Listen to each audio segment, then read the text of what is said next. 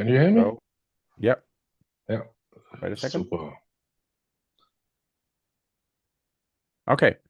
Then welcome together. Welcome all to our second tutorial of this year's RoboCon 2024 online. We already had an awesome tutorial about reporting and robot reporting APIs. My name is Rene. I'm the chairman of the Robot Framework Foundation, and together with Daniel, we are employed and working for the company Imbus, who's a consultancy company for testing and everything that has to do with quality assurance in Germany. We're experts in robot framework as well. And Daniel is one of our what are you, senior developers, principal developers? Something like this. Something like this. So it's one of the smartest dudes we have in the company when it comes to development and robot APIs. And he is the creator of the Visual Studio Code plugin RobotCode, and will give you a great guide about RobotCode CLI tools and how you configure your robot code with Robot.toml in the next tutorial. Here, a very brief disclaimer about the other extension for Visual Studio Code that is still out there, the Robot Framework Language Server, which was maintained by RoboCorp, which was the first great extension for Visual Studio Code based on Python, based on the actual parser API that had a ton of features.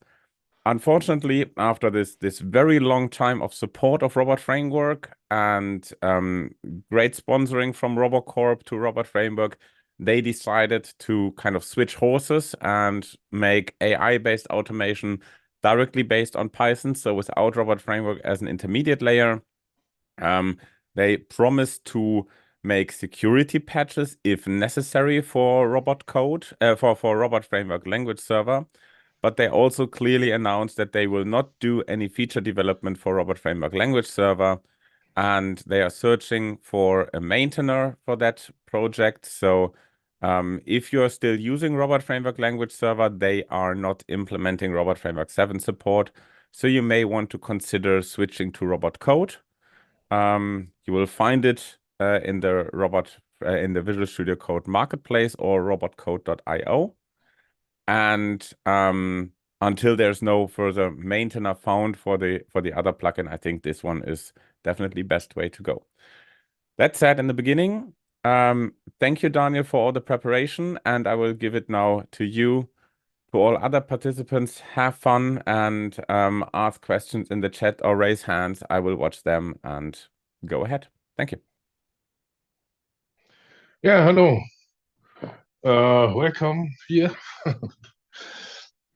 to my first online live stream tutorial. Okay. Hope you know robot code. If you know it, if you use it, maybe you can raise your hand, then I can see some. If you not know it, then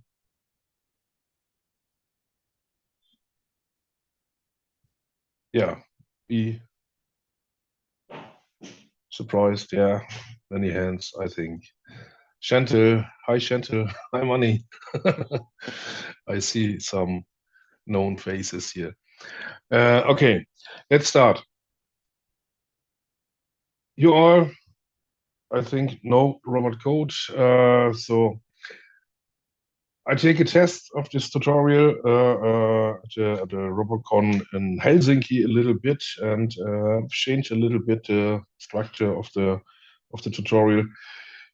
It's not the same like in the description of the RoboCon, mostly isn't there, but I added a new small part to how to use it, show some features of robot code. And I will start with a empty project and build up a project, and then I will talk about different features and different kinds and how we can set up a project and such things. So short agenda. a little bit about installation, initialization of a project, working with robot code, setting up a project. Then we switch a little bit to the robot.toml file. And then I will show you some useful client tools. So let's start. If you want to try to yourself a little bit, I have created an empty GitHub project. It's just only a git ignore file in there. So you can clone it and then we can add all these things to the project. At the end of the tutorial, I will push my changes to the project to the GitHub so that you can have the full project online. So then let's start. Installation, initialization of a project. So I switch to the other monitor. Do you see my monitor? An empty Vscode? Yes, super. So I started freshly new installed Vscode. There is no extension installed. There is nothing in there. No project is open. And I start to install RobotCode plugin. So just, you know it, I think, take the RobotCode extension here, say install. It takes a little bit, but at the end, we need a second tool. This is called Even Better TOML. This is not my extension. It's different from a different developer. But we need this later for our robot.toml to have a TOML support. What I then normally do is when the extensions are installed, so I can use this. I go to this install it section of the extension, and then I say, okay,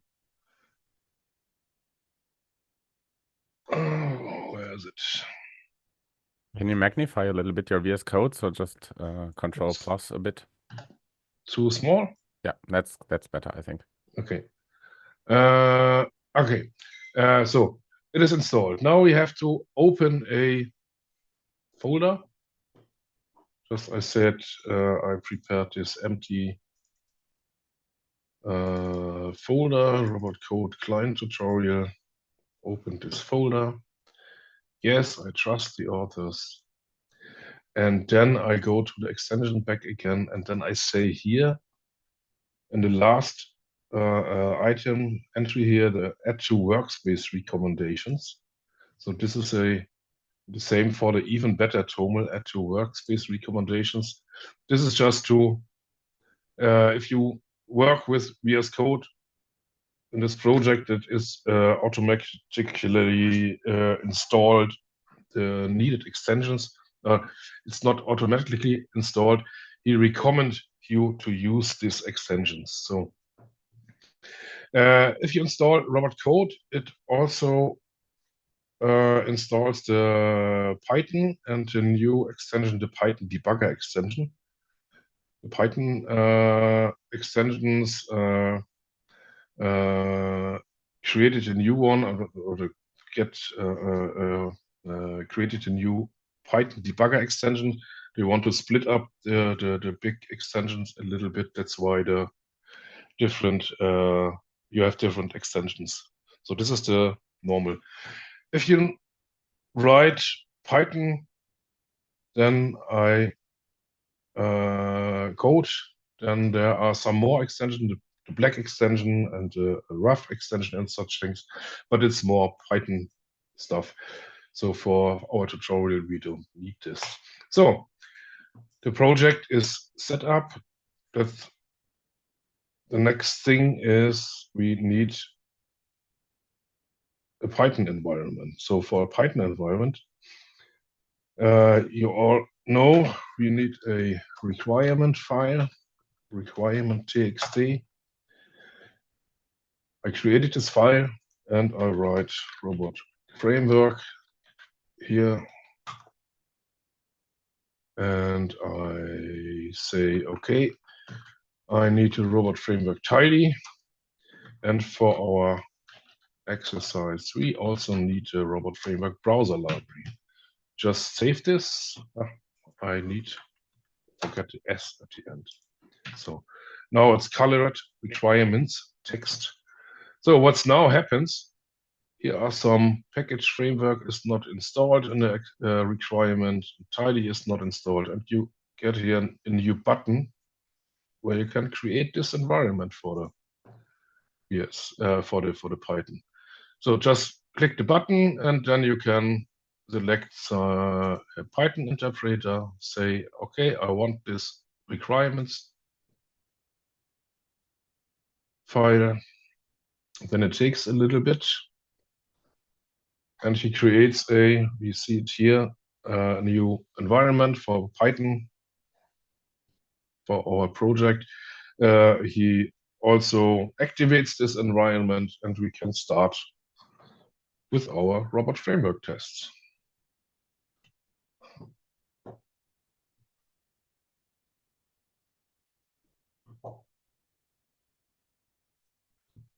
So,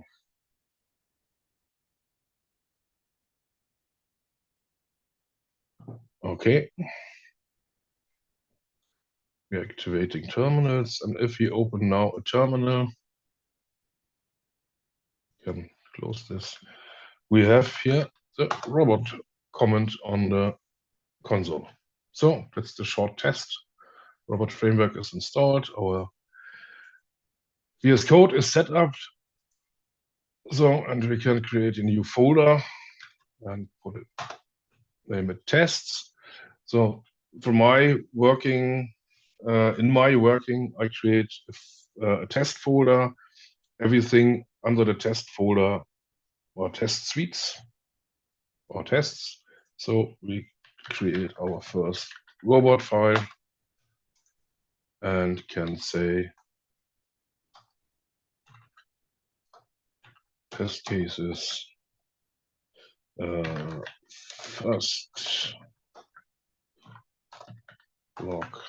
And you see many infos pop up there, and now we have a run button here and can say execute the test. Everything works fine. So there's no need for poetry, there's no need for PDM or whatever. Just create a requirements text. Say create an environment. You can also create with by pressing F1 or Control-Shift-P. Create no, Python create environment. This one here, and you also can recreate this environment and such things. But that's more a part of Vscode. So sometimes it happens if you newly installed extensions, a new extension, then the icons are not really there. So this is a normal icon here, but RobotCode comes with its own file icons for they just reload the window, and then we have also the icons here.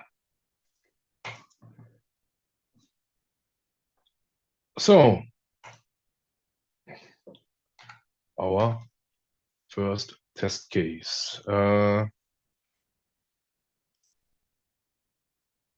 For a small example, I take this to-do MVC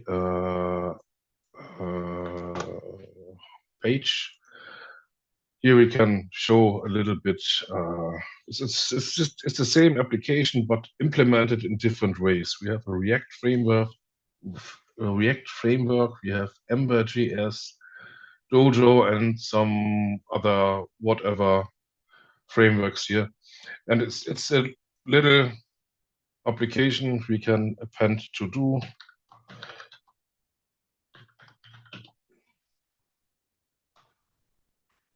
And then we can check these to-dos and our working tasks for today, or whatever we want to call it. So that's our small application here. So I installed the browser library. So we start with a new file and we say to-dos robot.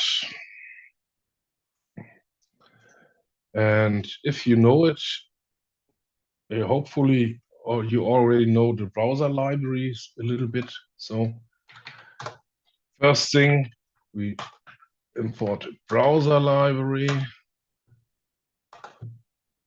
Oh, browser library can't be imported. Okay. We forget to initialize the browser library. Could not find node dependency. So we need to open a new terminal. Maybe we should improve that error message, by the way. Yeah, you should improve it. So just write rf browser init, the normal process to initialize the browser library. And if can someone, while it's installing, raise an issue on robot framework browser.org, robot framework-browser.org, that the init message is not very, very good? So, but you see the squiggly lines, the red lines, the error is gone. So we can then start with our test. So let's write a first test case, normal thing,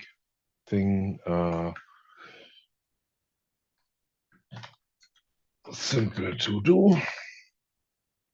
So we need a new page with we take the React version here. Just we take this URL here, and at the end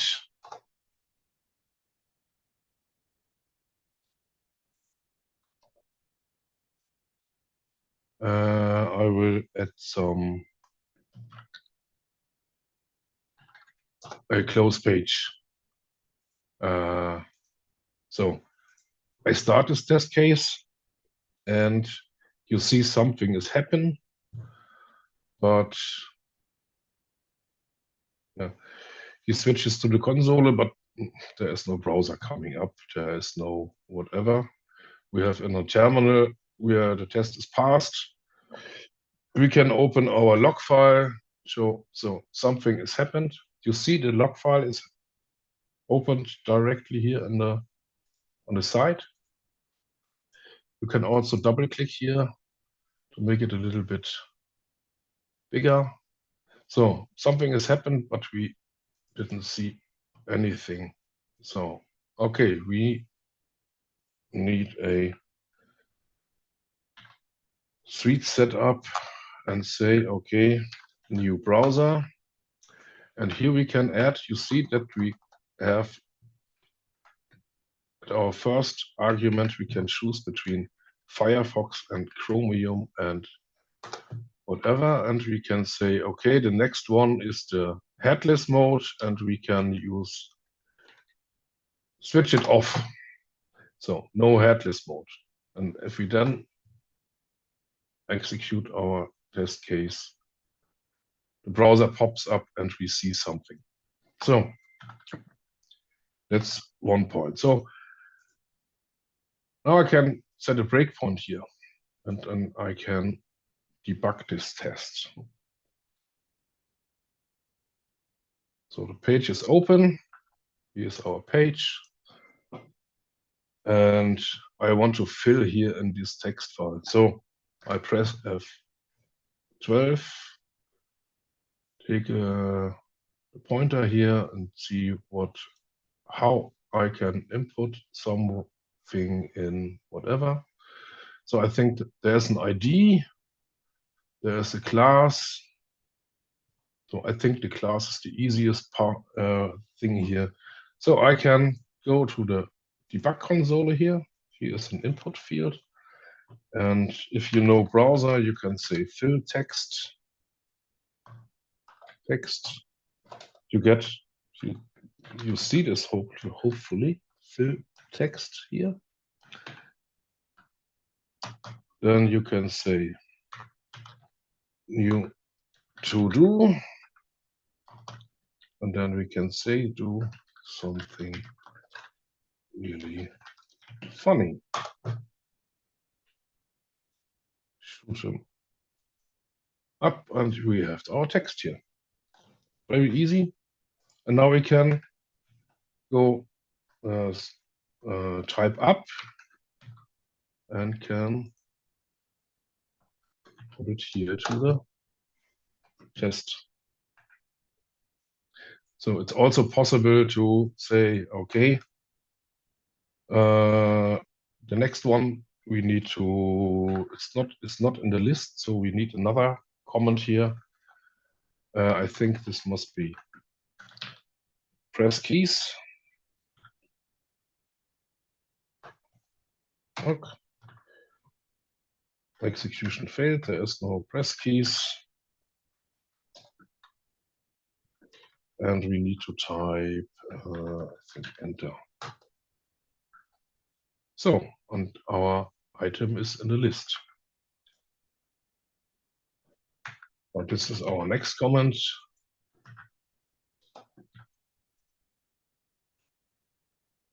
Okay. And we can stop this. The first click on this stop button, and then we then try to continue the test case. The test is tries to continue. So that's why. And the browser is closed. I will show it again. But if you click the stop button several times, it kills Robot Framework. The first click on the stop button tries to call the teardowns and such things, try to stop Robot Framework in a normal way, just like you do it with Control-C. And if you click twice on the button, then the process is killed. So, did we see something? Yeah. Okay, let's take a screenshot. Take a screenshot to see it on in the log file.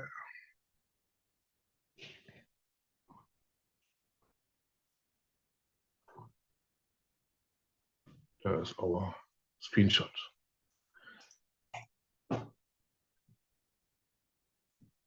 Okay. I think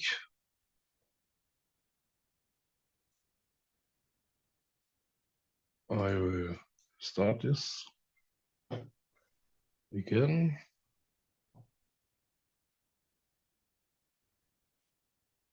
And I want to take another, just to see what happens if we put a different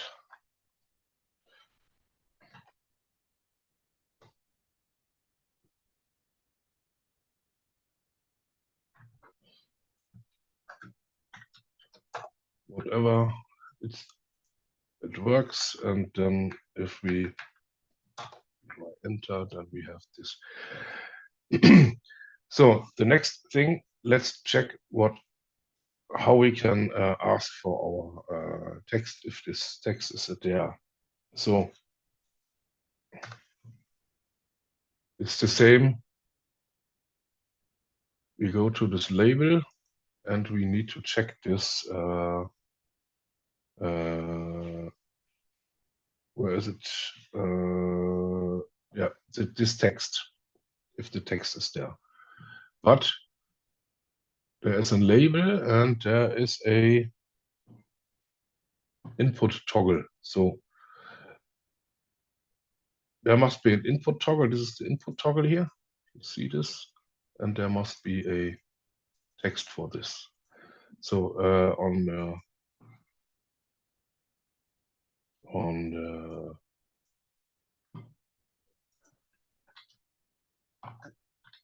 there's a get text, returns the text of the element. So I make it.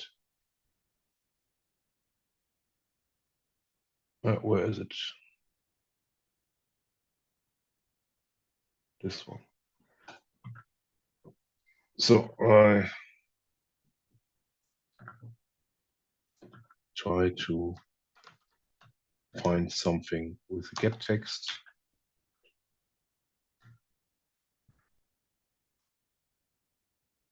Oh, get text to what? This one. So this is our. Why is there no text?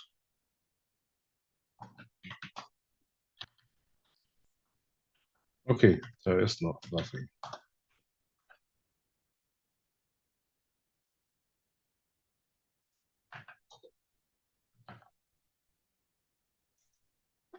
Okay, he waits for the browser timeout. This is not a correct one.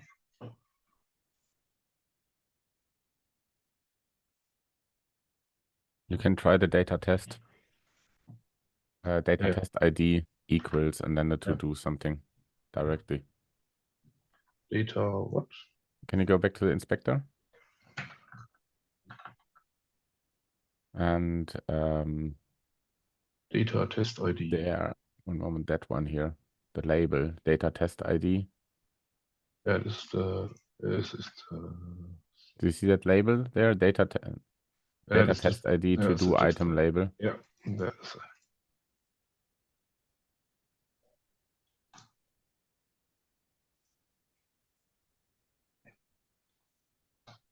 And Your text, and then I think no, he doesn't copy this. Data test ID gleich this one, no? yeah, without quotes, I think. Without quotes. Oh, something is still nothing in there. Okay. Okay, maybe there are some other things. Okay, call get title, that will return something. Yeah. Let's do not take this. Let's check this one. 2 items left here. That's maybe easier because I have the example here. So get text. So I will take this one here. So then we have these 2 items left. This is the thing. So enter, take screenshot, and we need get text, and this should be equal. You see, we only we have here the completion of the possible assertion operators here. So it should be. I don't know the difference between equal and equals. There is none. There is none. And also between the equal sign. One item. Just alias. Left, and there was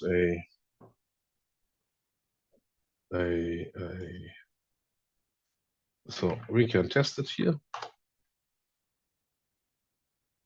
Should be 1 item left. This is okay. So let's do this one, and then we have 1 item left.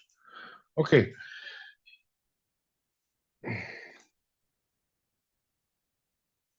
So we created a test case here a little bit with the debugger. Type here created a new to-do item and check the tests. So I think the next thing is we can make from this here a new action to add an item, and then maybe here for this one we could change it to a check the item count left. So you see the light bulb if you select the text here, select the actions. It is only coming if you select the full complete block, not in between. You have to select the full block here. And then you can say extract keyword. And now you can say add to do. Now we need to extract this to a variable.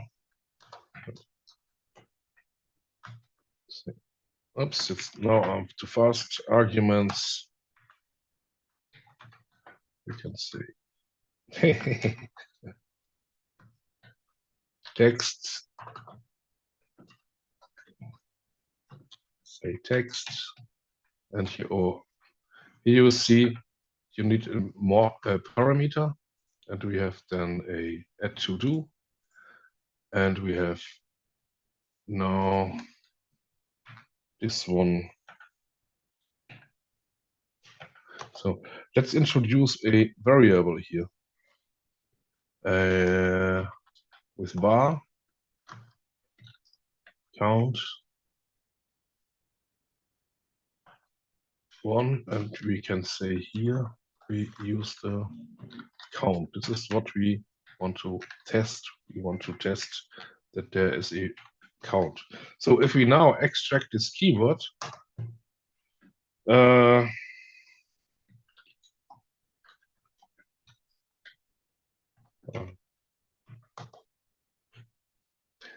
he extracted with this variable. So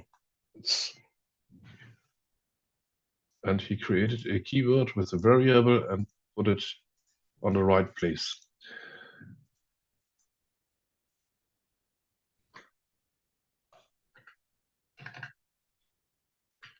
So then we can now create a new.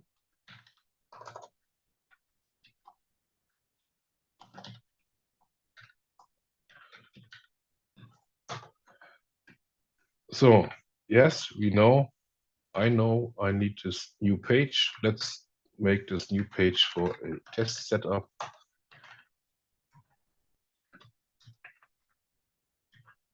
Here, and then we don't need this. So we say this one, items, and we can say, okay, red, butter, milk,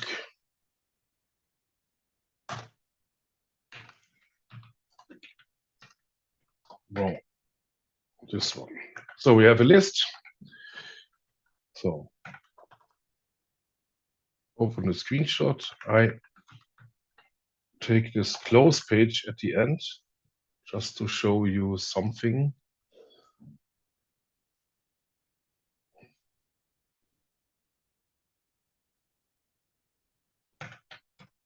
I missed the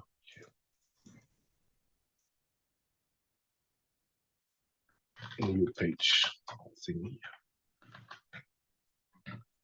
So debug test. Okay, what you can also do here in the debugger, we can add complete loops, complete a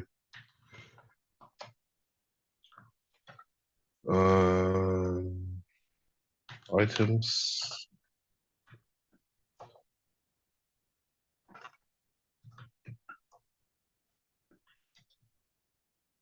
Add to do.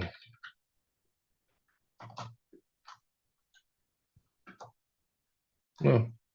Sometimes the debugger input here is a little bit tricky, but it's a Vscode thing. The problem is that tab is not working here, and you're pretty used to use tab for 4 spaces, and tab is just exiting that line. So you have to use your thumb again. does not support create for. Why? Do we have found an error? Here.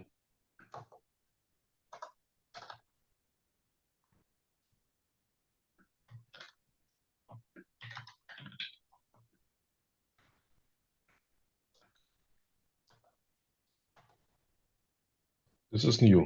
This is okay. Skip. Huh? This is really. You have to look a little bit on the time. You have already half an hour done. Yeah. Okay, but it's normally possible to do this also complete keywords here in robot result iteration. Okay. So, but we can add this code here to our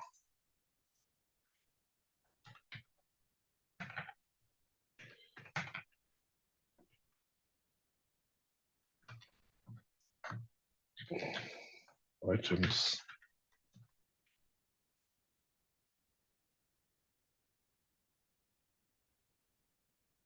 So, too fast.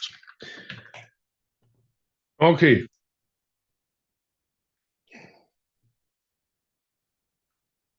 Some small other things here. We see the debugger, how we can enter comments to the debugger to make a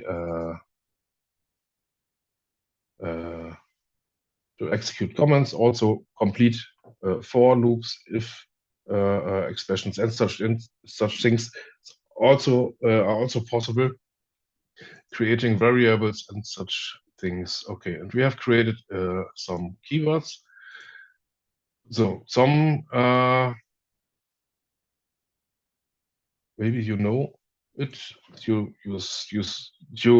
want to know what keywords are in a library. You can write this browser, whatever, add cookie, and click with options and close things. Okay, what is the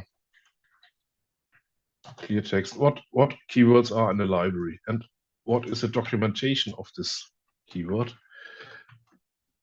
So you can take this one, just write the keyword here, and then you can go to hover, and then you have this small little hover window, but if I click somewhere else, the window is away. So there's another point here. You can click on the keyword, and then you can say source action, and then you can say open documentation. And on the side, new window is open, and you can see the complete documentation, like it is generated from the libdoc tool. Maybe you know the libdoc tool, and you can see what is in there. You can this also on a library, source action, open documentation. So the source action is not really has no shortcut per default on the in Vscode. What I do normally is to say, okay, settings, keyboard shortcuts, and then I search for a source action editor, source action, and then I put a shortcut Control-Alt-Dot. So if I now click Control-Alt-Dot, here this open source documentation is coming, and you have a shortcut for this. And can you briefly also show the Control-Alt itself? Because it was very briefly visible there. I think many people does not know it. Control-Alt. What do you mean? This. Yeah, that's the next one. Okay. So you can use this one. Which keywords are in the library? You can say, okay, browser library, write browser, and can type a dot, and then you have a list of all keywords. But it's also not really handy here. So the other easiest way is there is a new view here where you can see all the keywords that are defined in your current test case suite. So just open up the browser, and then you can say click with options here. Maybe you have the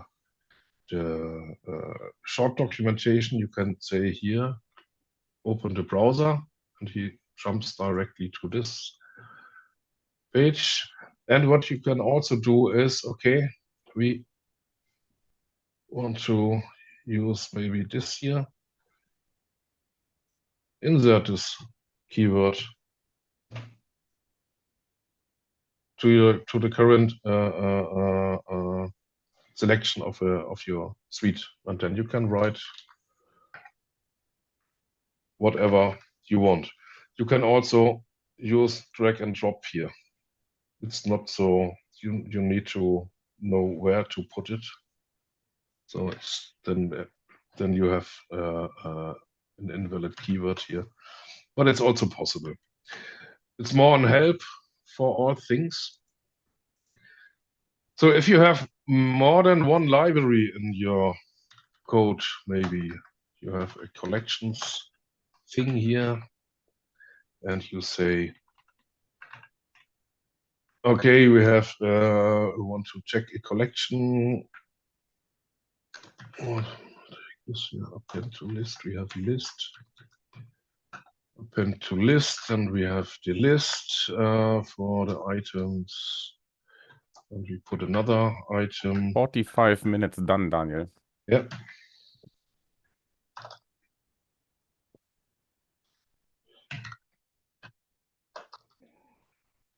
So, but sometimes you want to know where this keyword is coming from which library, from which resource, and such things. And there's another shortcut. Just type Control-Alt, and the libraries from the from where the keyword is coming is written before, like you write it in with a namespace before, so you can easily see where it's coming from. What is this here? Okay. So I think this is for setups, just showing some things that are interesting. The keywords, debugging a little bit, showing the help for a library. And there are many other things like a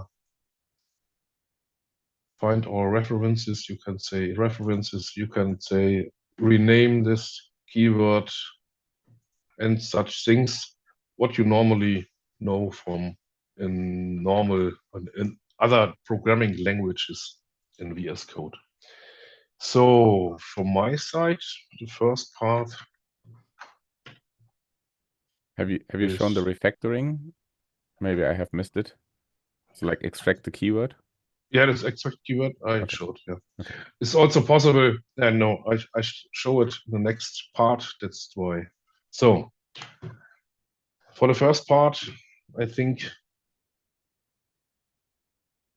if you have questions, maybe I can any answer. questions on the basic level, then just raise your hand and I will activate your microphone, or you can also just type it. So there was some questions about the language server situation and PyCharm. So as of now, there is no PyCharm integration with RobotCode or the language server part of RobotCode. There are plans or ideas for the future, as Mani already wrote. There is a part of that in the action plan of the Robot Framework Foundation to specifically search for these kind of language supports or IDE supports things. But At the moment, we mostly need just like budget for that.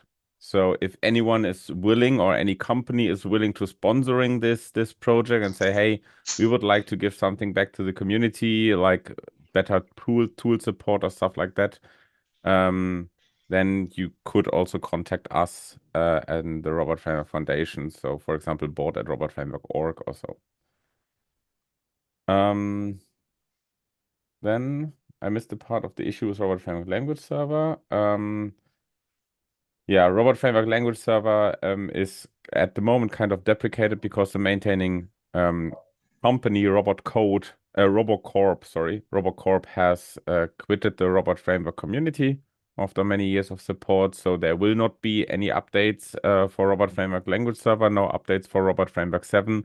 They will only make security updates for the next year, and which basically means there will not be any updates, because what kind of security updates will there be in this kind of extension? That is super unlikely. Yeah. So you should switch right now, and even if it will find a new maintainer, it will probably not be on the same repository in the Visual Studio Code marketplace. So RobotCode would be the recommendation at the moment to go. Yeah. For PyCharm, it's unfortunately not yet available. Yeah, for RobotCode not. Yeah, I need time. I need some money to do some such things. For the IntelliJ PyCharm integration, the JetBrains people develop a new language server support in the IDEs. So if this is ready, I can easily integrate RobotCode into there. So, but we have to wait for the IntelliJ people. So okay, then let's continue with the next part. We are a little bit short on time and tight on schedule. So there's working with RobotCode, some cool. I think that you already had, basically. I already had, yes. So setting up a project the usual way. So let's go back to our test case here. So normally you say, or we say earlier, that there are some other versions of implementation. I take maybe this Ember.js, and this is the same application, and we can use it here in the same way, but there's a different URL. So what we can use here, so let's take this one. This test case should also use test setup, new page, and we want to do it with the Ember.js. So let's try this.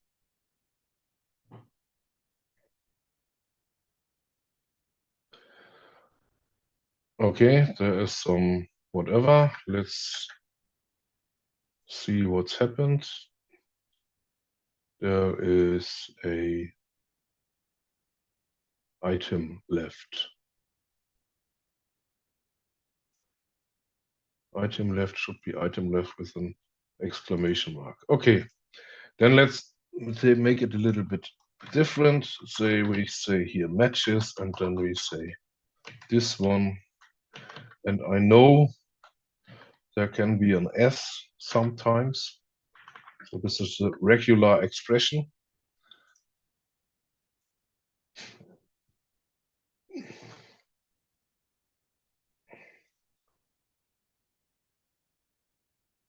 Item left, str, items match. Okay, not this one, the other There's a plus. this one. Yeah. So now it should work.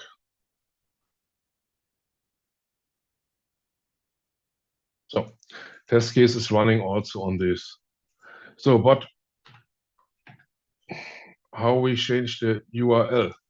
The normal way, that's why I show this. If you want to use it in the normal Vscode way, you say, okay, I say we need an URL for our test. So there is a curly brace, curly squiggling line here. Variable is not defined, so we create a suite variable and we can say, okay, this is our URL, and we can then say, okay, per default, our test runs with this.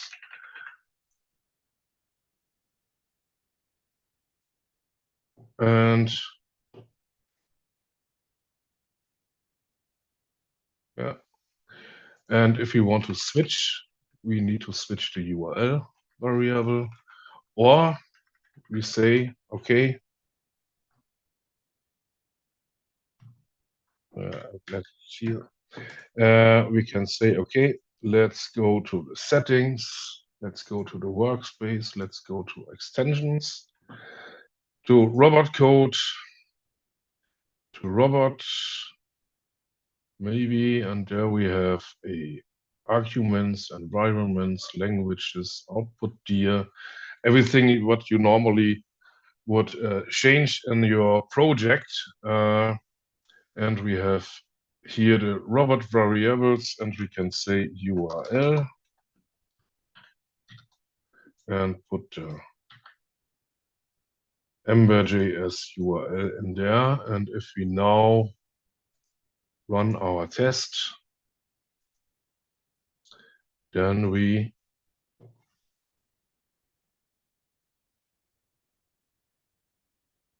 it's too fast, I think, but we can look at a screenshot.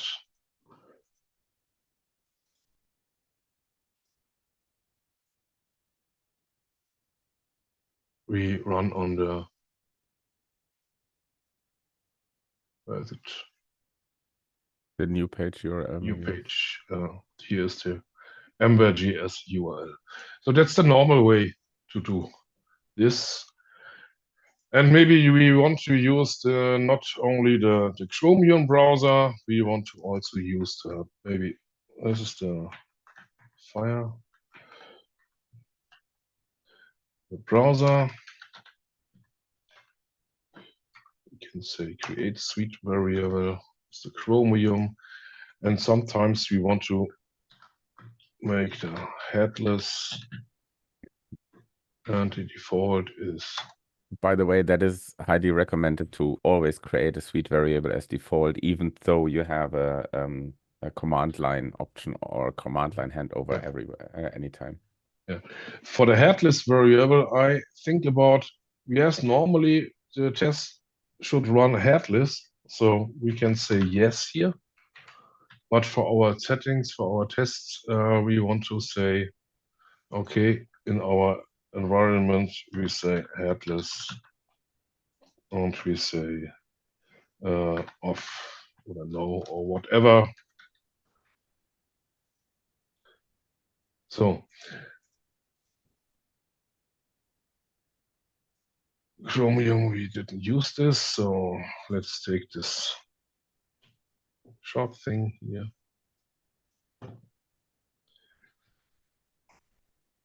So then all these settings are stored in these Vscode settings JSON.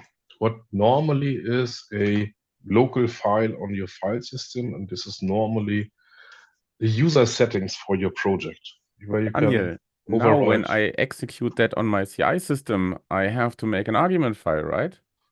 Yes, I have to make an argument file. That's the point. So, and the other point is, if I want to execute this on the command line, so we need to be sure that we have the correct terminal here. So I want to execute this on the command line. So yeah, in the normal execution, okay, we say tests, we say to-dos, robot, and something is happening, but oh shit, they write my log file directly here in this root folder. That's not good. So there's also the playwright log, and there's the whatever. So we need to add the results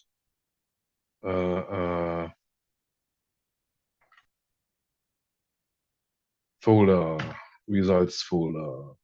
We need to add a v browser Firefox. Isn't it colon? Colon, yes, that's Firefox. We need v URL. Okay, this is hard to write here. HTTPS. So, and such thing. And the arguments for robot were getting longer and longer and longer. Sometimes you introduce an argument file, maybe you know it, the whole things. So why should I do this? So the point is I have a setting in Vscode where I define my development environment. I have a setting on the command line. And that's why we introduce this Robot.toml file. This is a short thing. So I create a new file called Robot.toml, and I put all my settings into this toml file.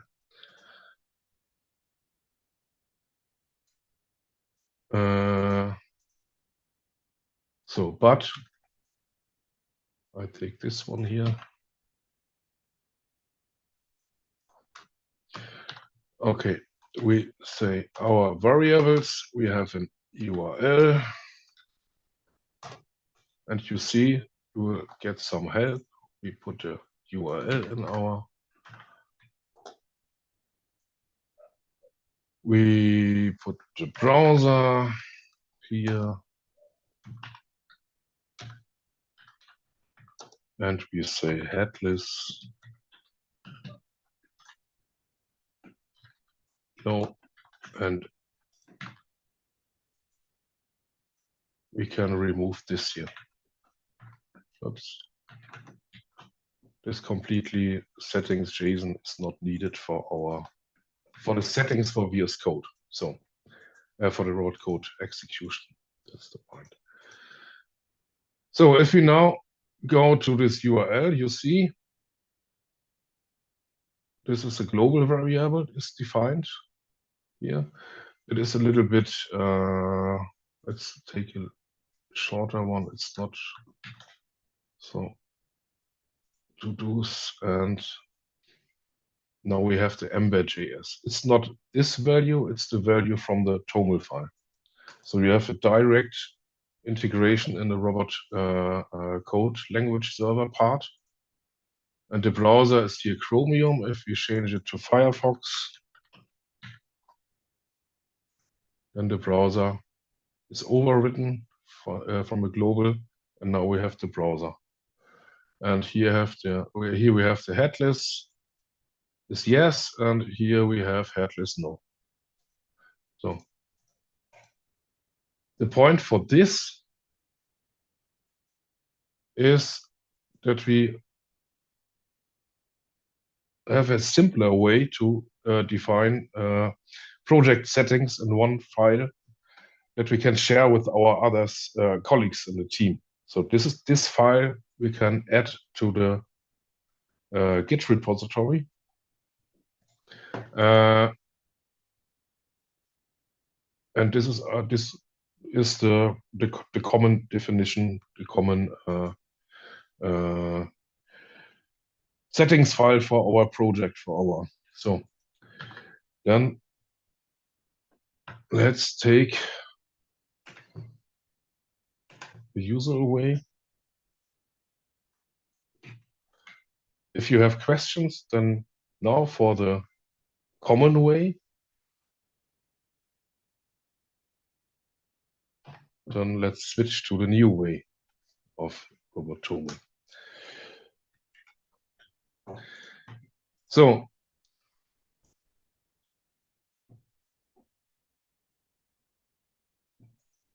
we have defined our default variables for our environment. Let's say we need some other things to define. We don't want to execute, write our result files in the results folder. We want to write the files in the output folder. Say output here, and we want to say this is the output. So if you hover over the settings here, you get a description for the settings, and every possibility, every entry here, what you can define is the same what you have on the command line for the robot framework arguments. So every argument you can also find here in the robot.toml file. So we have an output here. The idea is, okay, we have something like variables. You can add more than one variable. That's why this is in TOML language a table. We can define tables for a TOML. It's in square brackets, and then you can define name value pairs. So we can also add maybe listeners. Well,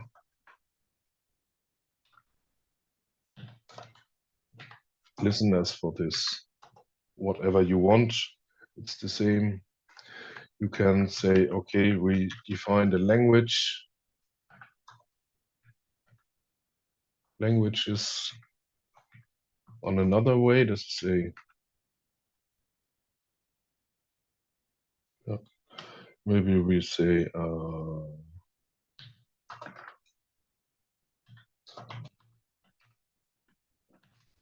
German.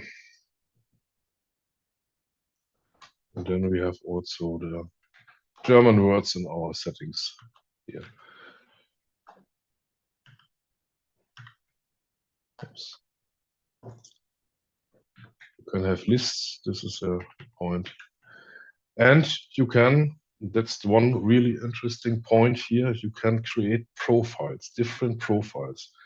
You say, you define default settings for whatever output tier languages, Python path, whatever you need. And then you can say, okay, I create a profile. And I say, maybe this is my dev environment. And I say variables, and I override for my dev profile these variables. Headless is in the default. Yes, it should be run in headless mode, but for our development profiles, it should run not in headless mode. So the point now is how we can say Vscode that it should run the dev profiles with the variables. So we go to the test section here, and here you can have configure test profiles and say here this run robot, and here you can define, okay, we take our dev profile.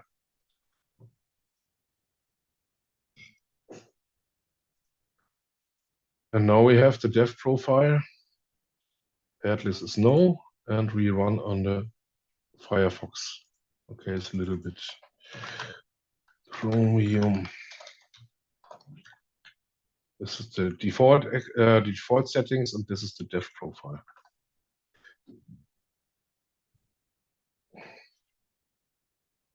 So our browser is Firefox, our headless mode is no. The point here with the profiles is if I define a new section variables in our profile, then it overrides the old variables. If we only want to override specific variables, we can also use extend variables. And then it is possible to say, okay, let's only override a headless mode here.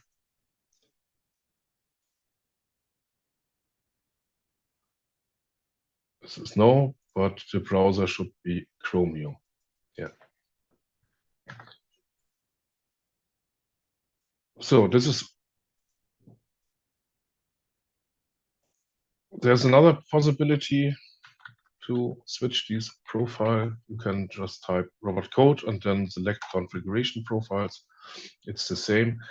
And here you can say, click and add one or more profiles. So let's say, okay, we have a profile for the Ember.js, we have a profile for the React.js. Let's define some profiles.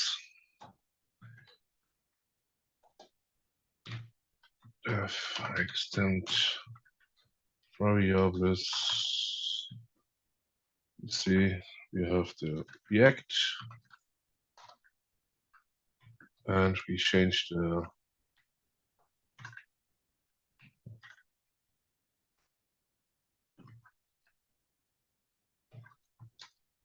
I remove it from there. I remove the browser from here because I only need this, and we say here React.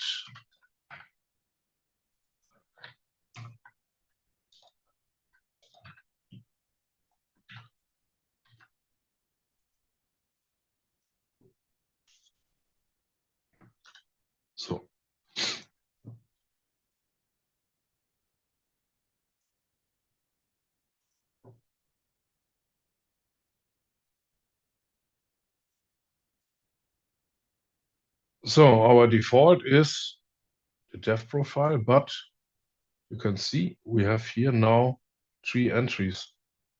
We have a dev entry, we have the Ember.js entry, and we have the React entry.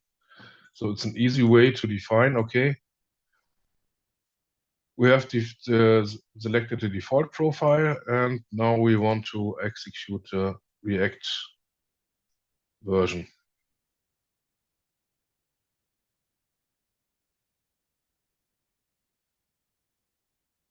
But it's running in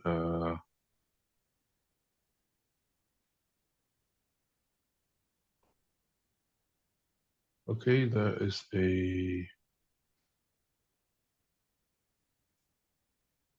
maybe there's an error in the URL. No, this is the React dist.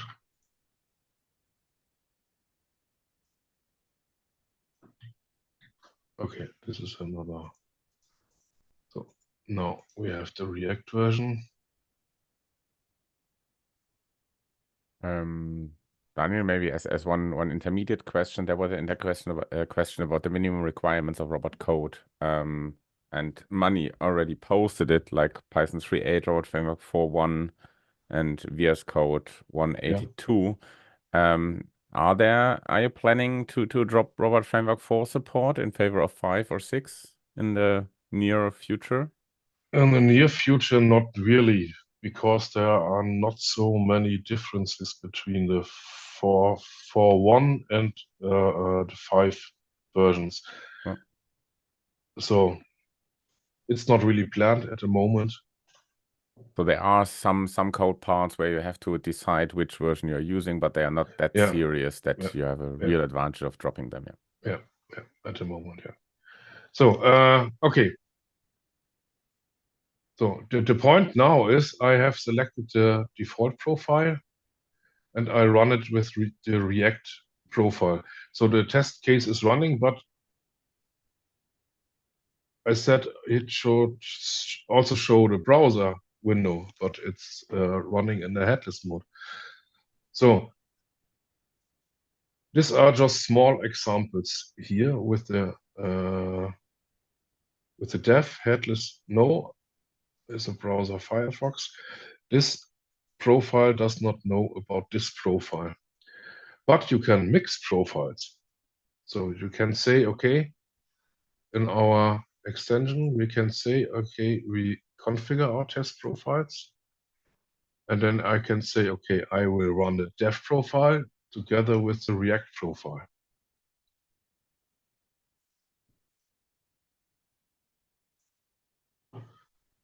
So if I now execute this, merge the two things together, run it in Firefox, you see it, and in non-headless mode. Yes. So okay, let's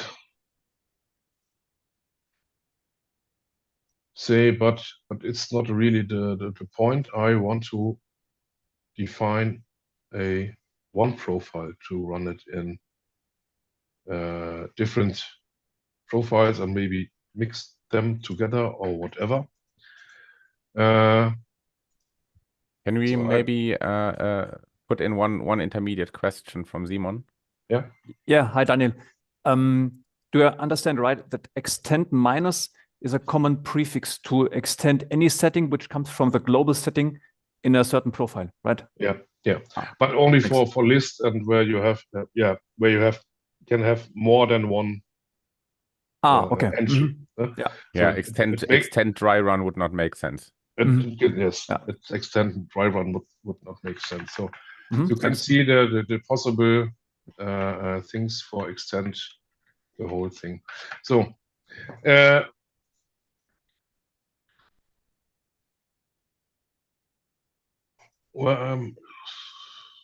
you wanted to combine profiles like the headless stuff and the URL, and maybe do a headless and a headful. Headless and a headful. So yes. So we can also say here in our profile,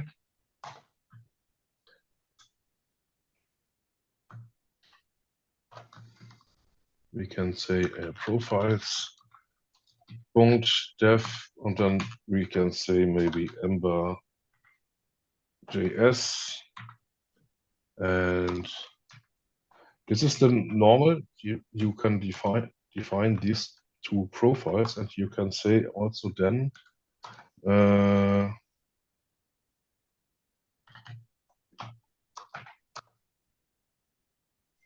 was it?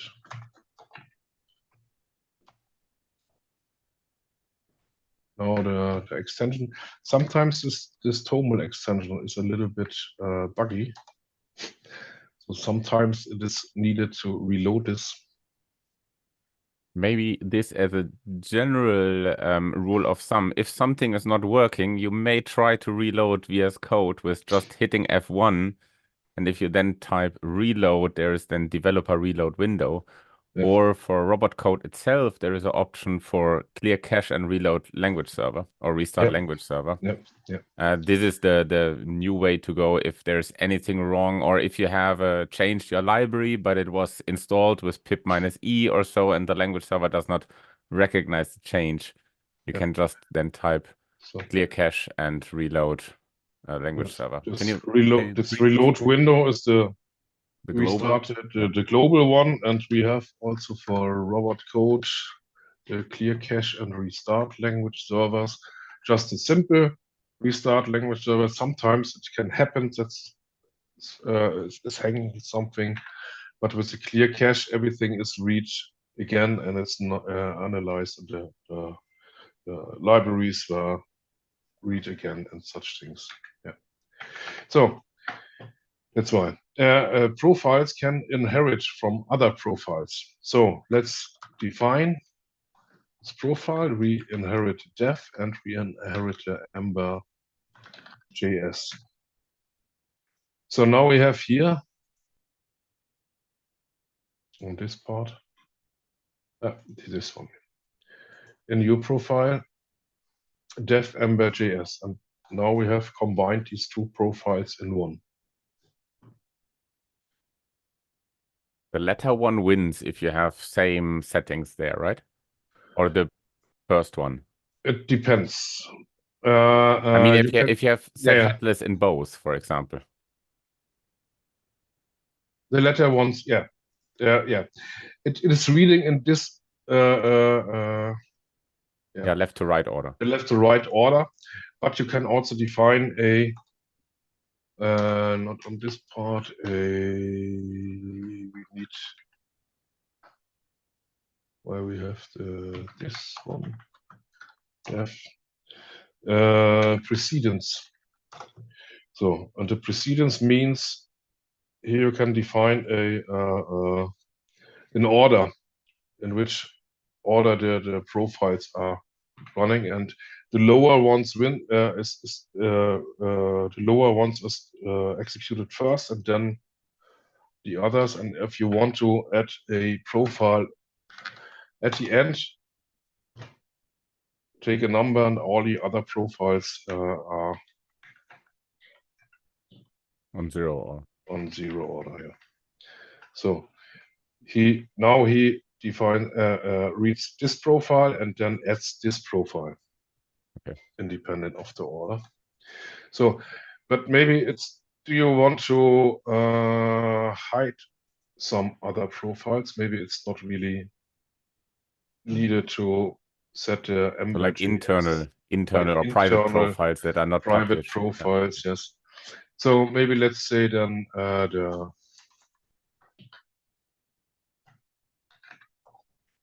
React, and then we can say hidden to, and maybe the ember.js the same.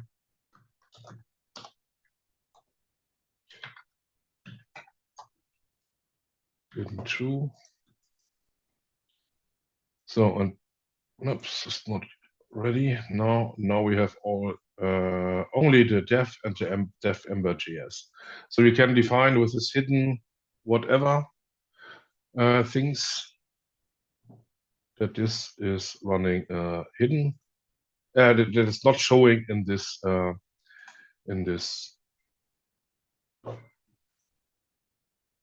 list. And you can also, maybe you've seen this hidden. Maybe we define a profiles Windows and say, okay, on this profile Windows, we extend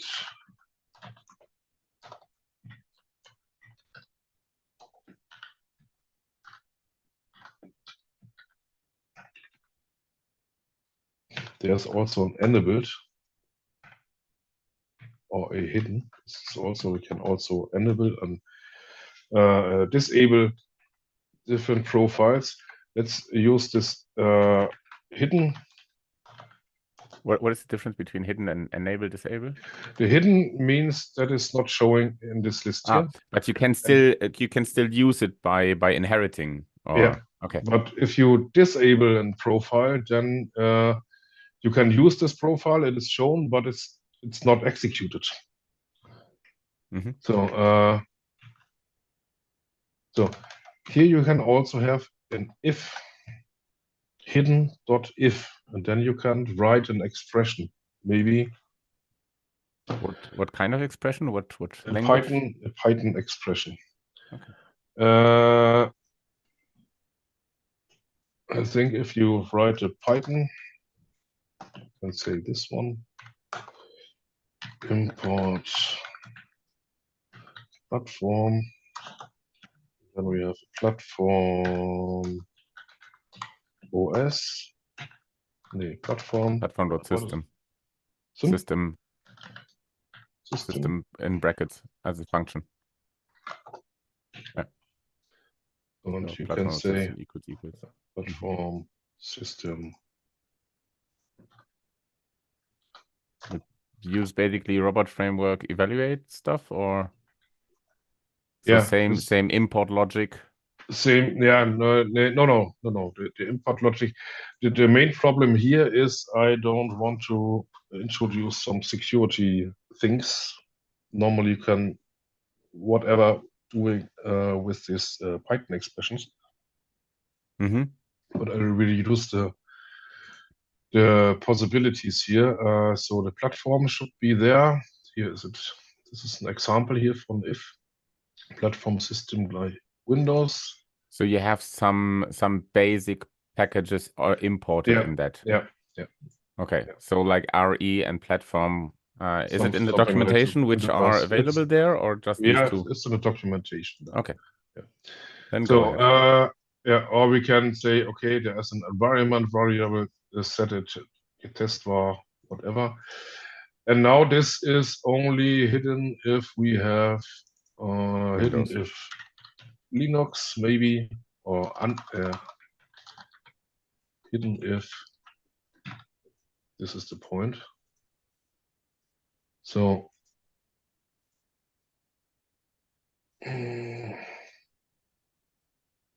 profiles, Windows, hidden if, platform system. Windows. Windows, yes. But we saw it was hidden. Yeah, it was hidden and now it is there. Yeah. So this is also possible for this. So what's possible with this point here is that you can say, okay, let's define a default profile. Maybe the default profile is that it's running, that the default profile should run on a CI environment. Or I should check that is in a CI environment. That's why we can introduce a profile named maybe CI. And this is enabled if this is one way to write it. You can also write it like this, if, just to show it. And then we can say, okay, there must be a environment.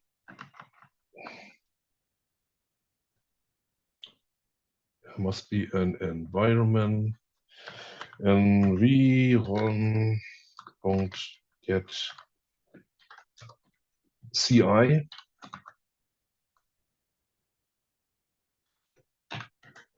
And if this variable CI is defined somewhere in the system, in the environment variables, then it's running in the CI environment.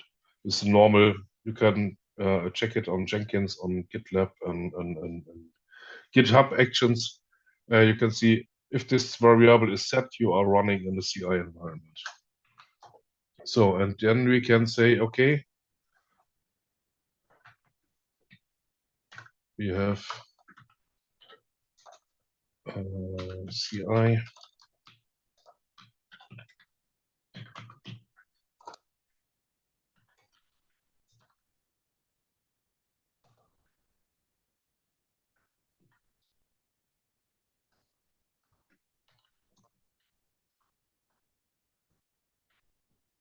Doesn't make sense because we can also ask this CI environment variable directly, but and now we can say, okay, in our test we say default profiles, and then we can say here a list of profiles, define a list of profiles that were enabled and disabled on different conditions, maybe. And now we are not in a CI environment.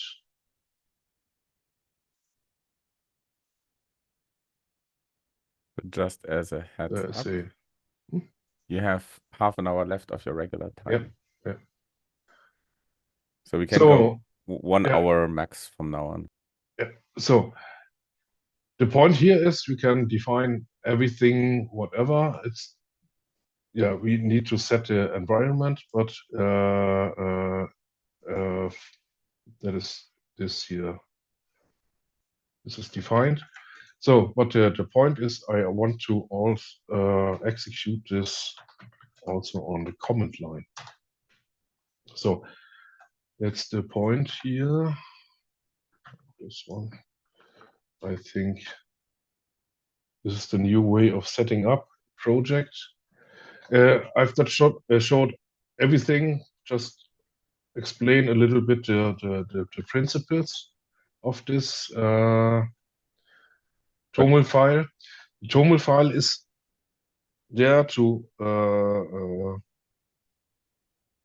it's a file that you can put to your CI to your source control system, version control system, and you can share it with other colleagues in the same project or whatever. Yeah. And this is the way to execute it in Vscode.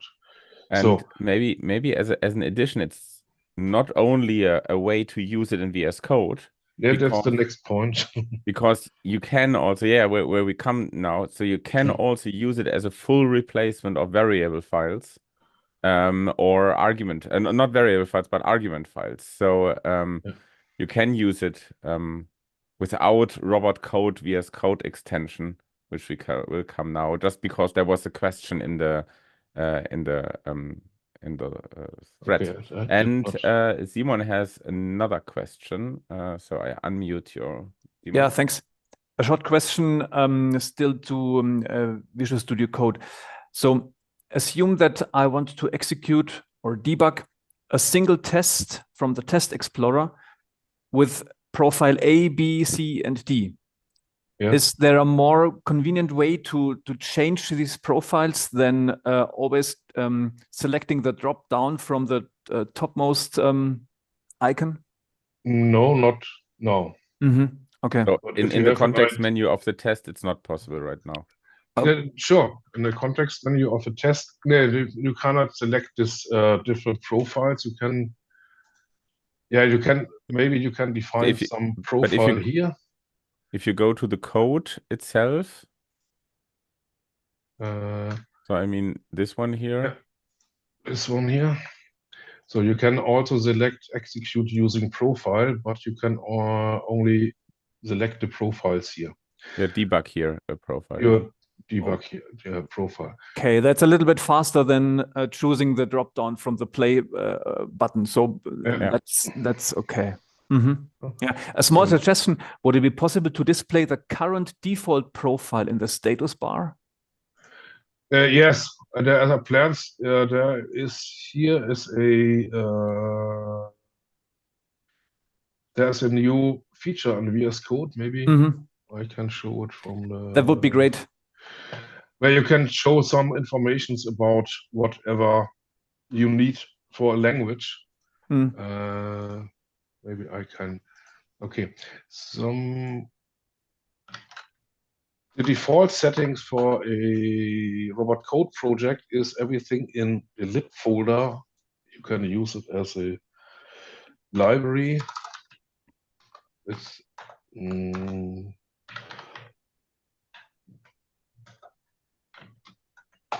so, but I want to only show this one here. This is the selection mode. There's a new feature, and then you can put information about your language here, and you can switch on, toggle off different things, and that's what I want to integrate a little bit more into Vscode.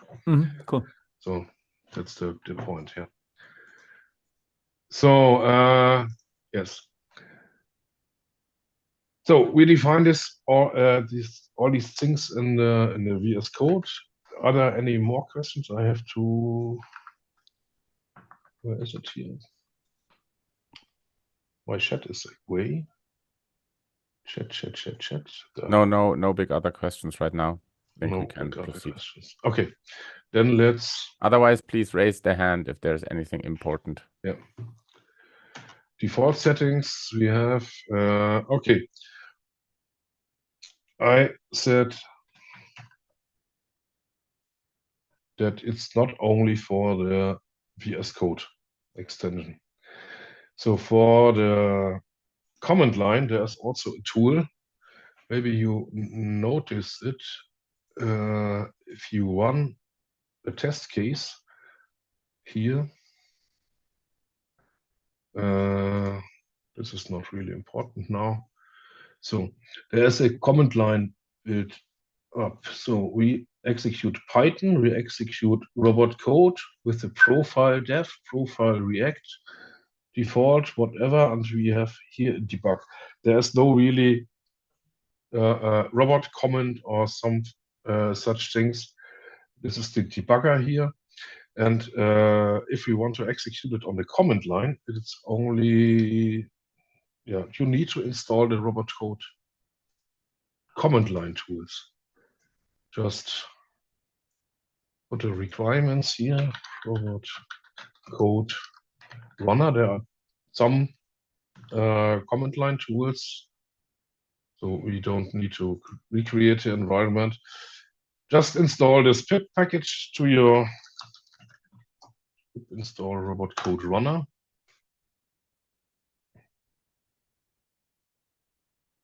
And then you can say robot code, and you have a small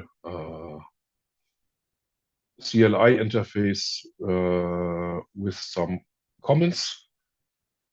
And we have here some to-dos. I will tell about later. We have a profiles, we have a robot run, and that's the point, the comment we want to use. We want to execute our test cases. So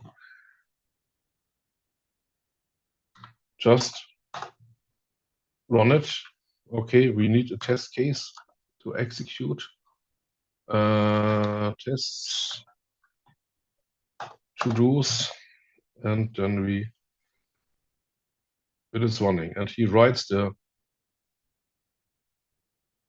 result file in our defined output directory directly in the output here.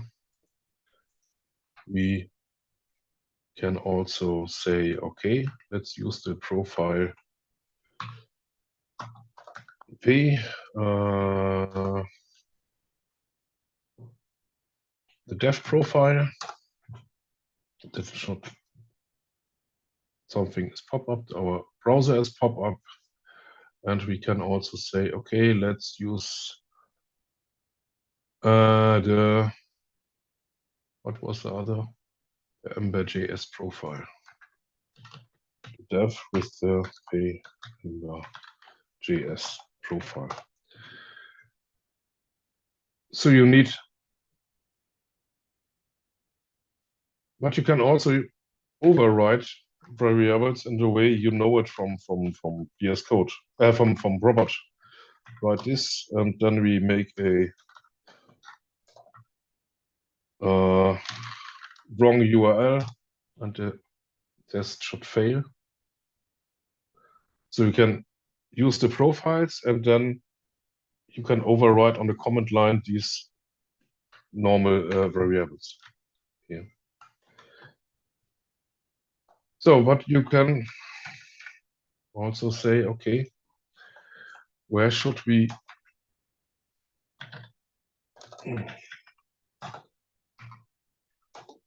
so this path, when we call robot, then we have to tell robot in which path he should run, which files he should select.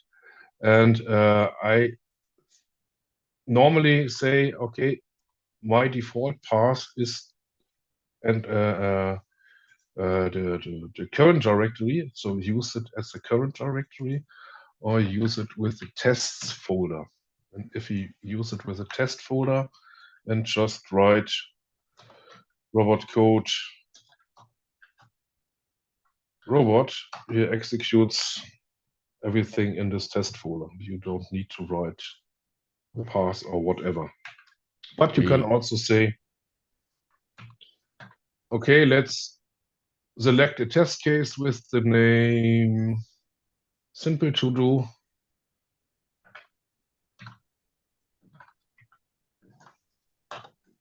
And he searches for all test cases in the simple to do, like you know it from Robot on the command line. There are some.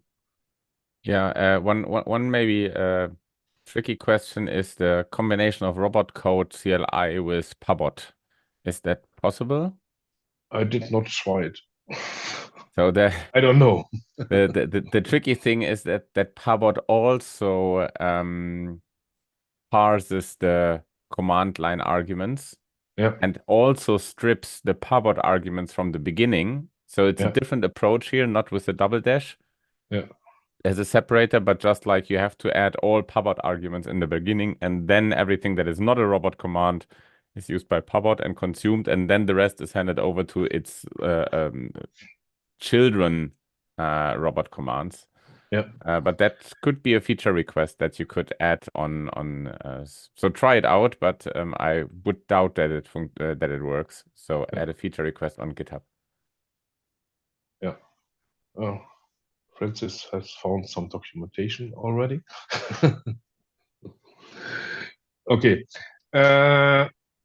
Good. So you can reduce the command line arguments for robot to only that, maybe to select the test cases or to make includes. Maybe we can say here, this becomes the tag regression. And maybe we have this other one here. Second and we can say here on the settings, maybe the test tags. These are regression tests. So, and if we write here the regression, you just select the test cases between this. So this long command lines what you normally use with robot, you can reduce this to really that what you need on the CI on the command line. So also with the CI pipelines and enable such things for the CI pipeline, which variable files and is loading and such things. So it makes a little. It's a common way to define the settings. It's not. It's used by the IDE by Robot Code, and you can also execute it on the command line. So maybe an example, the customer project, they wrote for a Jenkins pipeline, I don't know, tons of PowerShell script to build up these whole arguments depending on different settings on the Jenkins CI pipeline and whatever.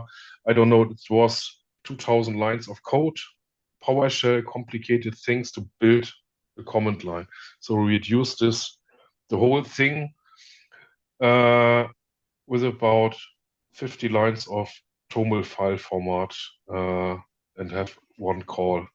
But as a general recommendation, a lot of PowerShell around a robot command line call is anyway a very bad recommendation or bad idea. So you always should use Python to call robot and prepare all the robot arguments. Yes. And because you're anyway using Python there. So Python is way better than Shell, and it's platform independent. And then you could use the run CLI command from robot.run, or you can just use the robot.run and then robot command, because in the robot command, if you have followed the document testing, not the document testing, the reporting tutorial from Money, you can also directly hand over listener instances and then access these listener objects after the run is done and get more information there and so on. So if you're not using Robot, you should still use Python there. Yeah. So for the because it is already named in the chat. Yeah. The first version, it's not the first version, this is one of the first versions, but I plan to release at the end of the month a new bunch of documentation. But at the moment, you can see all settings here with a short description, extend tests, and how it should look like, and such things. And you have a short reference for this whole command line arguments, but there is coming more documentation in the next things. So in the next days, as long as you help with improving the documentation, because now you have all the material here as a video, and now you can create pull requests for good documentation, guys and girls here, and so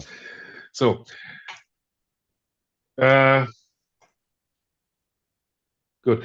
This is the way to execute these. And just to name it, just to talk about it, you can also install robotcode-debugger. And then you can say robotcode debug instead of run. And maybe you can, maybe you want to debug your CI pipeline instead running code robot.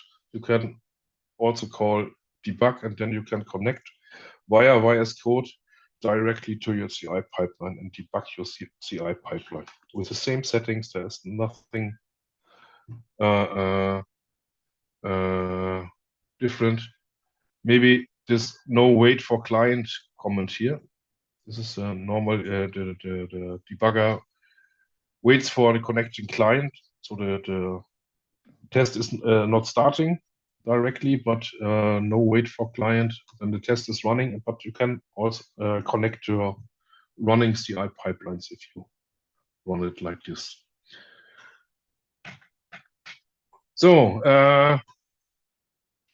So if you do not know how to connect your VS Code to a remote debugger, you will find, let me just think here, a link later in the YouTube to Daniel's lightning talk, I think 2 years ago or 1 year ago. Yeah, 1 year where ago. he showed how to do remote debugging with VS Code and RobotCode.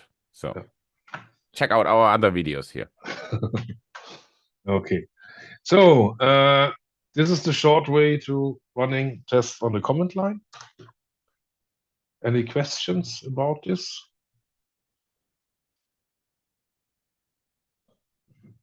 People wanted to know what awesome terminal you are using. Yeah, Starship RS. Okay, Starship RS. There is also Oh My PowerShell or Oh My ZSH or Power Level 10K. So if you Google for these buzzwords. The Starship thing is just install it independently of the real shell and activate it. It's what one call. And it works on every shell the same. That's the point.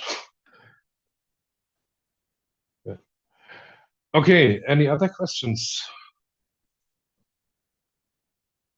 Okay.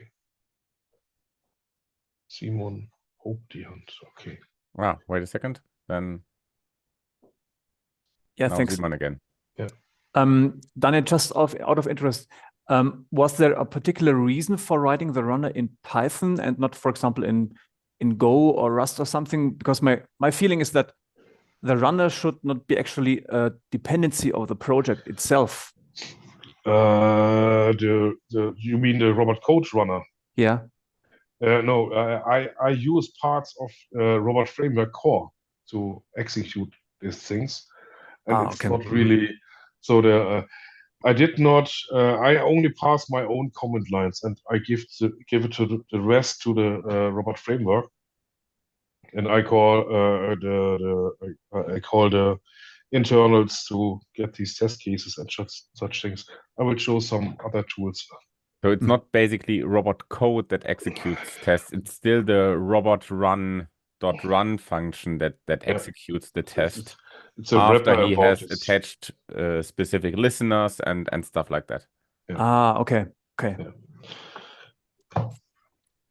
Yeah. So some other cool things I think are important. So let's go back.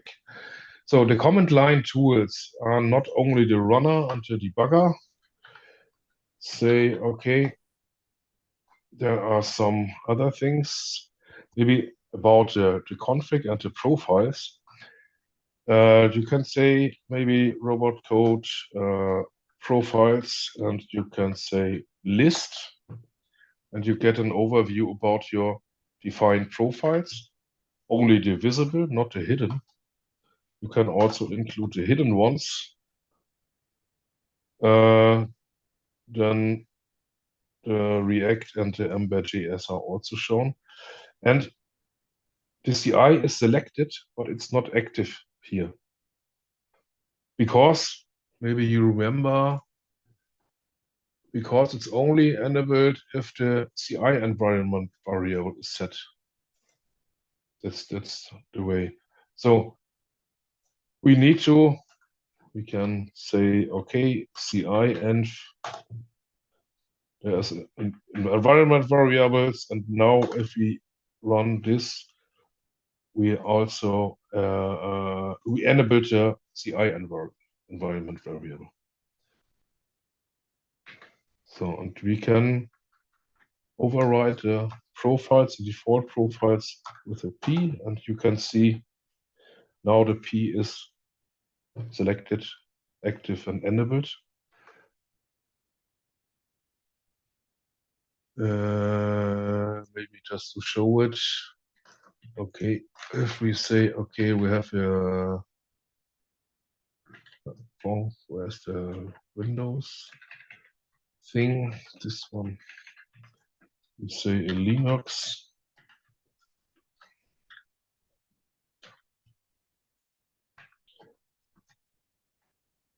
And we say Linux here.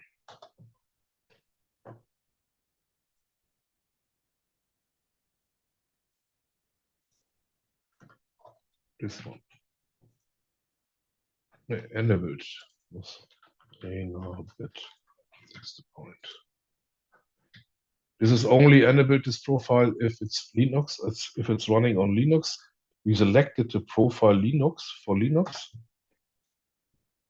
It is selected, but it's not enabled because we are not running on Linux. So with this combination possibilities, you can define a default profile on the top, and then you can say, okay, let's run it on Mac, Linux, Windows, whatever.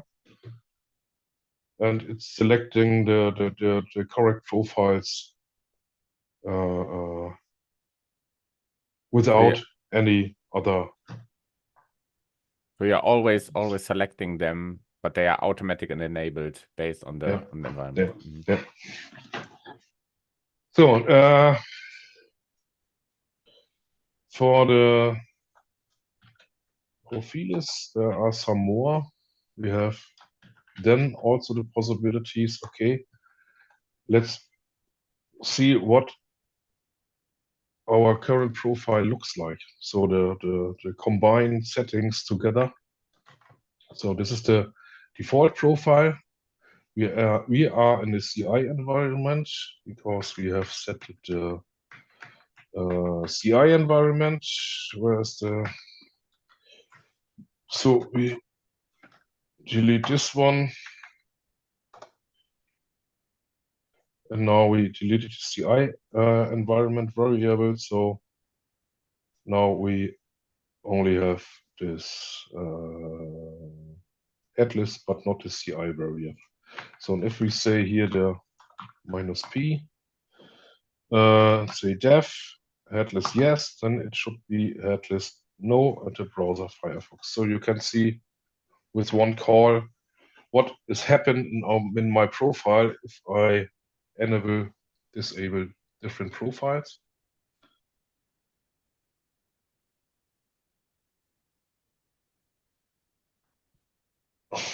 Okay, thank you. I read a comment on the chat. So show there is another help. So every comment has also a help.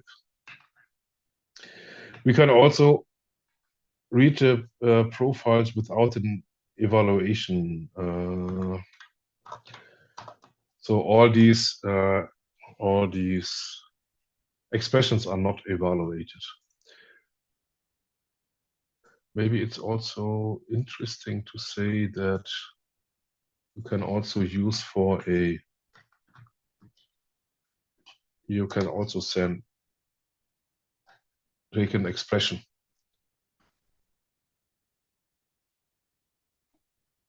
If check some file, that's just a dummy code here.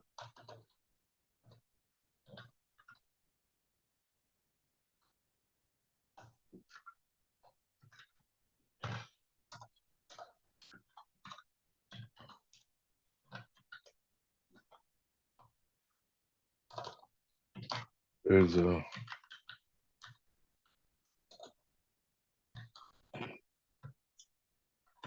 so you can say here path exists some whatever. This is also possible to use expressions in variables. Doesn't make no sense it's now, so but it's also possible.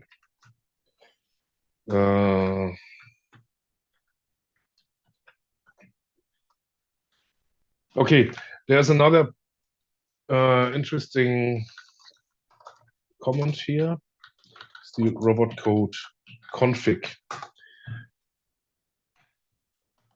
In robot code, there are some, not only the robot.toml file, there's a user default where you can define your default settings as a user for all your projects.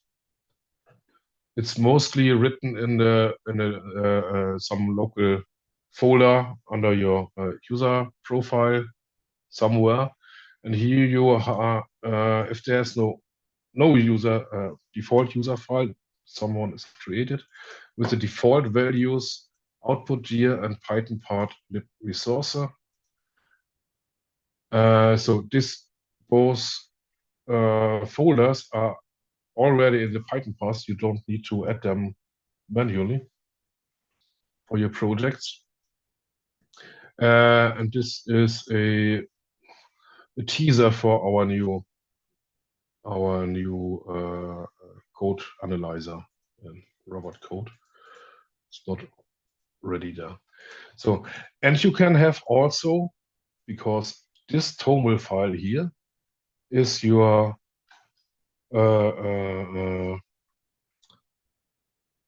project-wide configuration, but you can also create a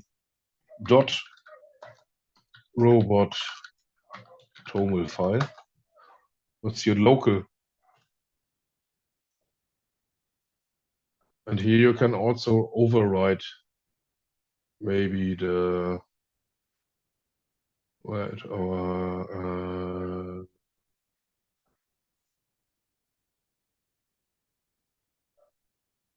we say this one here.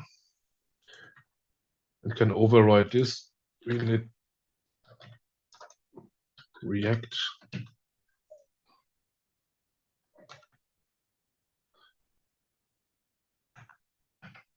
So if we override this here, this local this setting here, then in our profiles show, and we if and S was the same. Yeah.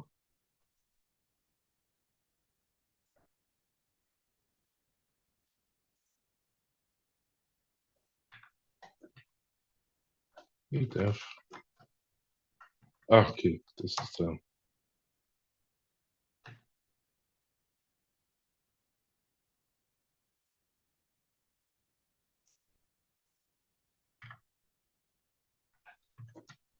okay.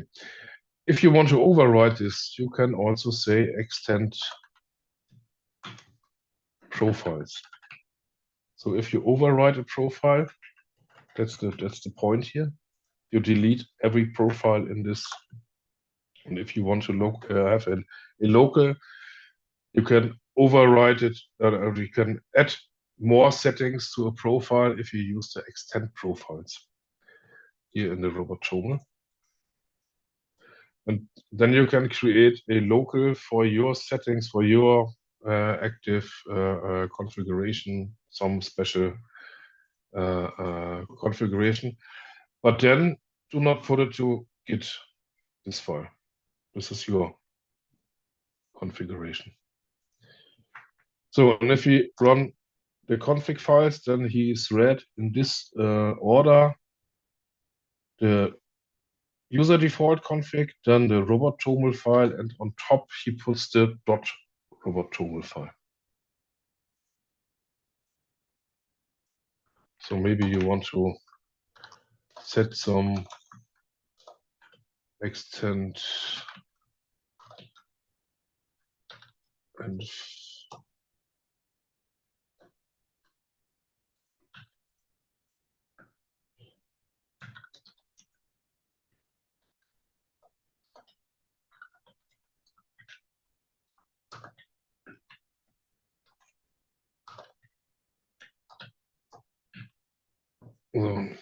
then you have set some environment variables. This is also possible. Okay, and you have here also the possibility to, on the command line, to give you maybe some info about the rebot output year option. So the same documentation on the RobotCode.io. You can have here config list. You get a list of all possible settings here, and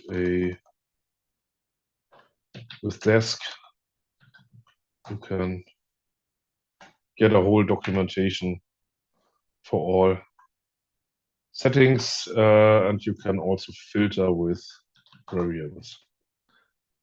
So just to find out what's happening here.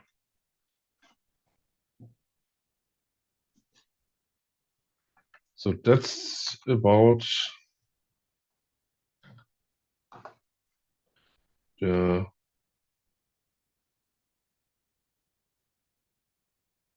robot execution and profiles. You can also use the profiles were also read by the libdoc. This is also a short comment for the libdoc tool. So normally you need to add a pipe path somewhere. This is also read by the libdoc comment. So, and also for the rebot, you know it for. So part is taken from the robot.toml file. Okay.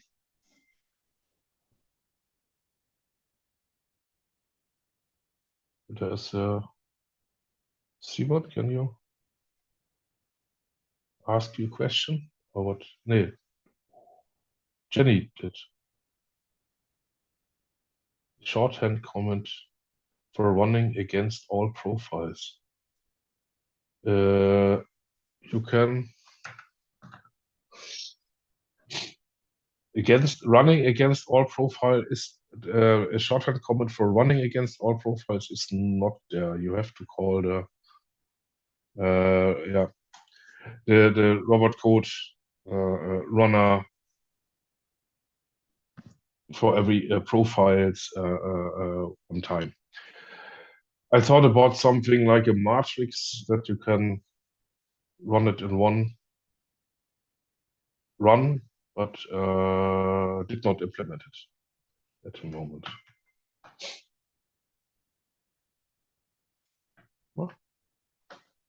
So I wanted to go here.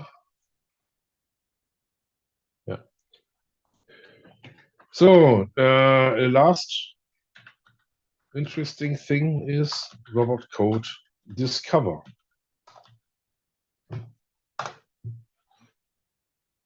With the discover comment, you can get an overview about your project. So discover all.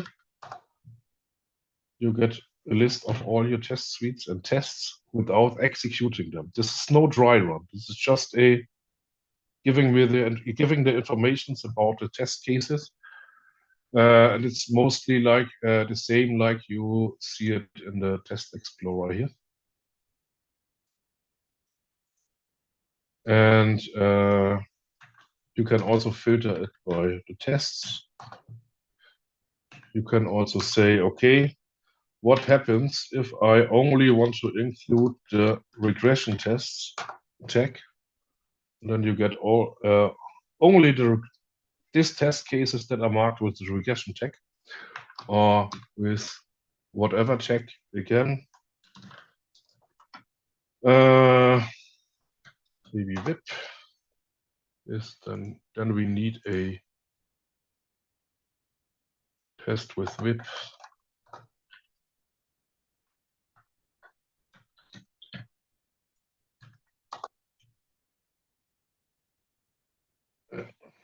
And you can also say, okay, what tags are defined in my project? This is one other interesting question. Tags, we have a regression, we have a VIP tag. And on the other side, you can say, okay, discover tests and tags. Then you get a test cases together with the tags that are defined. It's not really, let's change maybe to the develop robot framework source code, and let's run this here. There's no TOML defined. You don't need the TOML to execute the robot code things, but then you have to add some files. So what you see here is he's parsing every test case in this robot framework source code, but because we are on a test project, there are many tests that are also have errors because we have a test project.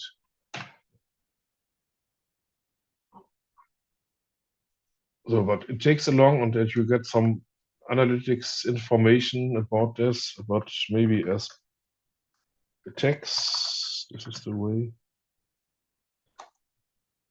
Then we have only the text.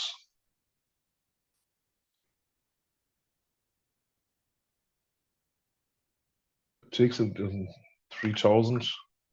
So now we have all text, and we can see more text in there. If we go to the A test robot folder, then we have only a few tags. So let's see what tags are there, what tests are there. You can also add the tests and the dot, it's the missing. And now you can see the tags together with the test cases, which the tags and the test cases listed that are defined for this tag. So there are many, and This is the YAML, and all these test cases are defined with the YAML tag. What is interesting now here is also you can say robot that it should use a specific format, not just to put it on the command line, on the output. You can say, okay, write this information and give it out as .toml or as JSON file. And then you can say, okay, text, and then you get, I missed a double, and I missed this one. Discover, now discover text. It takes a little bit. You can write it to a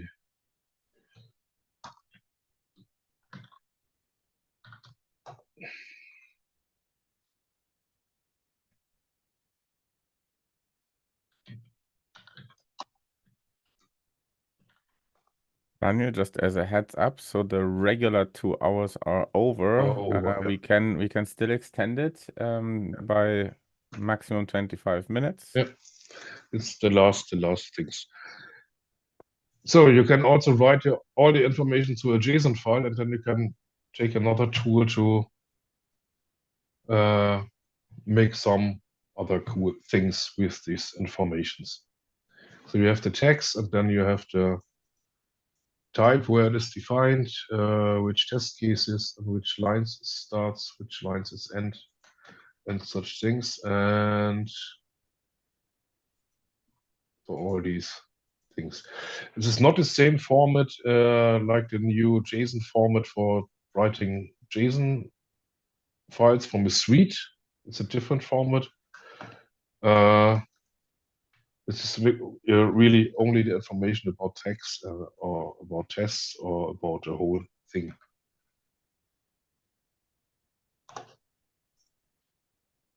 So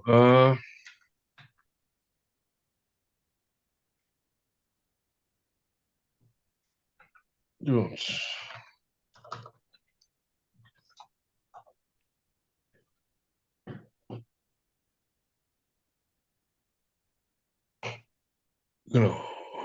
That's okay.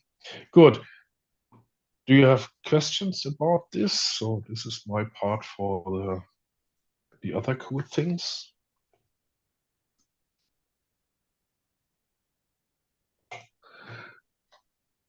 Okay, if you have questions, Simon. Yeah, I have sometimes the effect that in the test explorer, the tests don't appear and I have only a spinning wheel for some seconds. Is there any tip how to improve the performance? Can I exclude, for example, folders or special robot files I do not want to have discovered? I'm working on this. That's the point. Okay. The main point is I have to discover all test cases for the whole suite. But if you edit the test cases in Vscode in the text editor and did not save it, there are different information. So I have to discover this test case in the suite, in the full suite, and then I have to discover with the information from the text editor. And that's the point that not really match sometimes. That's why it takes a little bit. I see. But I'm working on this. Okay, thanks. Okay. From my side, some plans.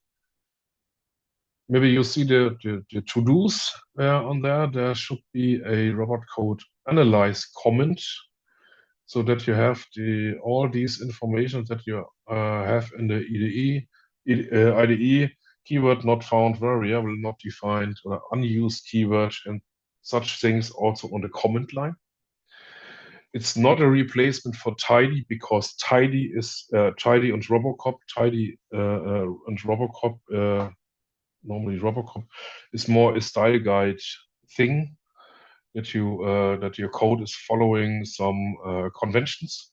I think they have some parts about missing the unused variables, but only in one file, but not in the whole suite.